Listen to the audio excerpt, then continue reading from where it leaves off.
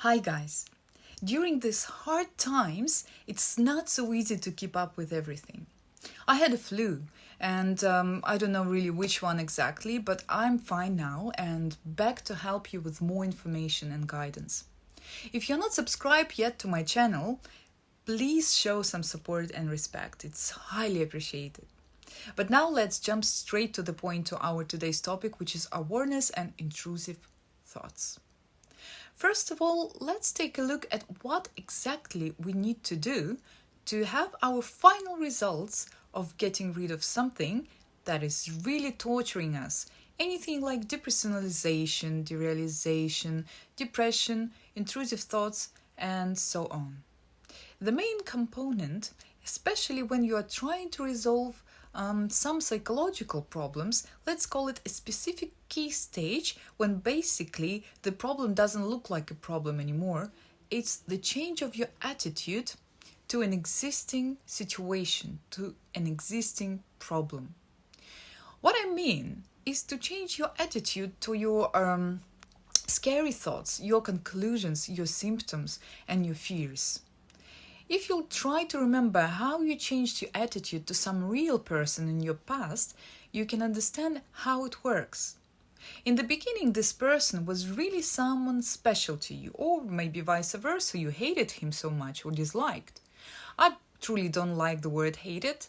Him or her, this person was giving you lots of emotions, very strong emotions, but then, by different reasons, your perception of this person changed. You start to think differently about him or her. One emotion replaced the first one. So inside of you, you began to feel absolutely opposite about this person. So same way, you are resolving your psychological problem. We do not have any independent events or occurrences. There is always perception and experience of these events first. It doesn't really matter whether it is something inside of you or anything that happens outside of yourself. The world around us will be always perceived by our brain, and that's the first thing which is happening. And the way we trained our brain to see, to process, and to experience the world and events, the same way the results and the same model of perception will be formed and performed in our mind. By the time we are getting older, we are evaluating everything around by using the same form or model in our brain. Considering that model, we are experiencing life as something negative, realistic, or positive. Everything is really simple. The way you perceive the reality leads to the formation of some specific emotions which are playing a great role in our nervous system functioning. So if you can change your perception of your symptoms, of your current situation and torturing feelings, it will lead to a slow cancellation of your emotional reflexes, and that will be the answer to your problem. You can't really do it very easily. That's why you need to have patience, because it's not going to happen with a click of your fingers. You need to start working with your thinking patterns. You need to start working with everything that happens inside of you, whether it's emotions, whether it's your mood, your physical sensations, and etc. Your thoughts and visualizations are triggering your emotions, and your emotions are energy for your actions. And exactly because of them, you are experiencing pleasant or unpleasant sensations. That's why you're experiencing the unbearable sufferings and physical symptoms. So if your emotions are in charge of and controlling your body and your personality, then you need to start to learn how to be in peace with it. I remember my own horrible sensations and feelings, that moment when all these were happening to me, and no matter how hard I tried, no matter what I was doing, everything was in vain. I was 100% sure that this condition is going to stay with me forever, and I will never ever be able to do anything about it. But later on, it comes out like I really can do a lot about it. Why is it so important to understand it? What do you think? That's the form of acceptance. The biggest part of your sufferings is your fight and your emotional confrontation, which you want to use to influence your current situation, where you actually are helpless.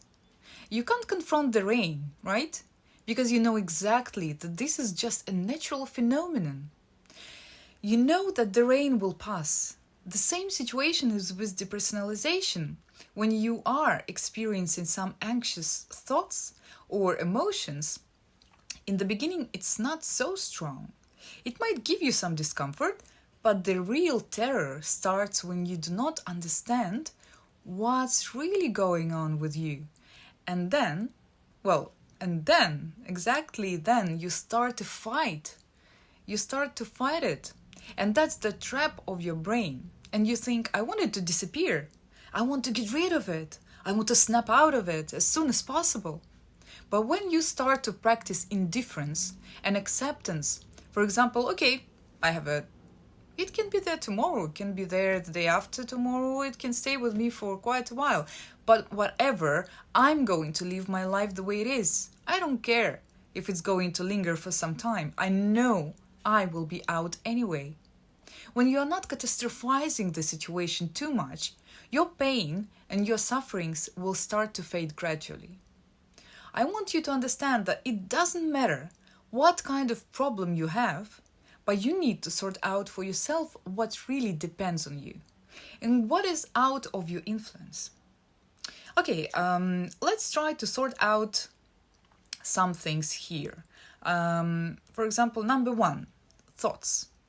No matter how hard we try, we cannot really influence our thoughts, at least like straight away, right? Because our subconscious mind is responsible for the thoughts, which are popping up in our head. Point 2, inner sensations. Here we know we have lots of reflexes. Some body sensations and symptoms happen automatically and autonomically. No matter what we do, it will happen anyway. So we cannot really help it just now with a click of our fingers. We can only use medication to reduce the strength of these sensations, but it's only temporarily. Number 3, behavior. That's exactly what we can manage by ourselves, and we can consciously choose how to act, what action we are going to take in this or that situation, and how to sort out your thoughts which are coming automatically on our mind. If you want to get rid of toxic reflexes, you need to start working with your behavior. You need to change your behavior, and then step by step, you will change a lot. And that will be your main actions, the main work with your problem, which will help you later on to snap out of depersonalization and anxiety. Slowly but surely, everything will change back to normal, even to a better version of you. Your intrusive thoughts will start to fade out. Your negative emotions and symptoms will be dissolving, and thanks to our new behavior patterns. Unconsciously, we are bringing ourselves into depression mode with our own thoughts, same with anxiety, same with depersonalization. Only being conscious and aware, we are having a real possibility not only to snap out of depersonalization, but to become a completely different person, to have a full and positive life, to live in peace with your mind, to become more confident, more logical, and definitely much more happier. Consciousness gives us a chance to understand the world around us, and not only around, but inside as well. You can then detect your fake depressive thoughts. You will learn to manage some of subconscious reactions of your mind, and also to make realistic and healthy conclusions, which will help you to plan your future actions. So you need to learn to act consciously instead of following your emotions. Instead of thinking automatically, start to observe your own thoughts and your own thinking process. Don't blindly run away from your fears, from your anxiety and your sensations. Another thing which I want to talk about is the factor when lots of people are saying when they I'm out of depersonalization, right? And we often developing very weird perception of ourselves then. We think that obviously all these people are much more stronger, that probably their condition was not so severe, or maybe they are more lucky, or maybe they are more brave, and that's why they're out. So we never think the same about ourselves. We don't think that we are capable to resolve this puzzle. We think that we don't know how to act. We have doubts in every aspect. The difference between the brave person and the person who, the brave person, the person who is resolving his own situation, and the coward person is not that the brave one doesn't experience any fear, but he's trying to overcome it, no matter how horrible it is, and he's still taking actions. But you think, and this is a big mistake, that first of all you need to stop feeling this fear, become more confident, and only then start to take some actions. So remember, you need to overcome this fear, and only then your fear will let you go. Otherwise, you give it a chance to take you over, and you will live with it for as long as you are not taking the courage to act. If you have intrusive thoughts or any other phobia, keep in mind that this is just your conditioned reflex. It means that your body and your subconscious mind remembers traumatic thinking, behavior, and sensations in the past, and straight away gives the reaction which you experience in your sensations. So, for example, you can go to the supermarket or tube station where you had panic attack, or any other episode with depersonalization. Then you start to have some intrusive thoughts, and then your body will start to react in a split of a second with different symptoms. There is nothing scary and nothing dangerous in it. Considering your situation, this is absolutely normal, but try not to have any kind of control over it.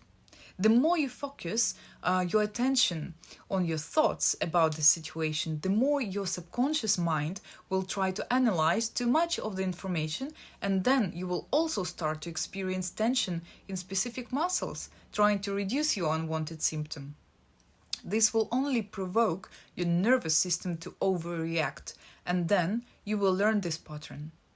Also, by controlling all inner processes, when you're scared that you are becoming crazy or that you are suffocating or that you have high blood pressure, you are basically do not give yourself an idea or a chance to feel that everything can get back to normal, and that you are supporting this fear factor and the fear of a fear phenomenon.